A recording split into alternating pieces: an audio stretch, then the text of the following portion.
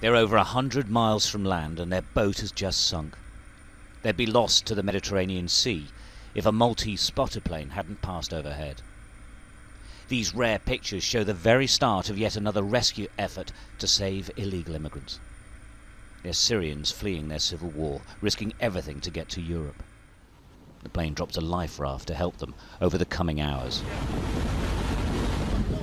This became a joint Maltese and Italian rescue effort. The survivors, men, women and children, picked from the water and taken to patrol craft. Amongst them a little girl and her father clutching each other. Her twin sister has died, as has her pregnant mother. As they change her soaking clothes, she knows none of this, of course. Many families were split here. In Malta, some of the survivors wait at a detention centre for news of their loved ones. They're hoping that they made it to Italy. It's heartbreaking.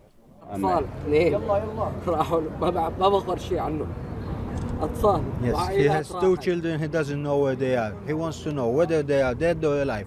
But he would like to know. He would like to know an answer. Are they dead?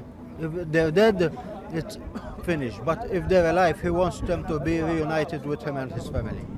Syrians are just the latest of the nationalities attempting to cross to Europe from Libya. The numbers are growing year on year.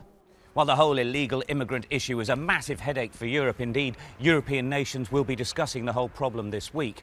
The authorities are keen to point out that it only takes place because of illegal trafficking gangs. They facilitate the movement of people towards Europe. In the case of the Syrians, they hadn't paid the proper amount of money to the right gang in Libya. And they were attacked at sea by gunmen. And ultimately, that is why their boat capsized. And that is why these people died. Passing through the chaos of Libya is almost as dangerous as the boat trip itself. But they're prepared to do it. Staying in Syria, even worse.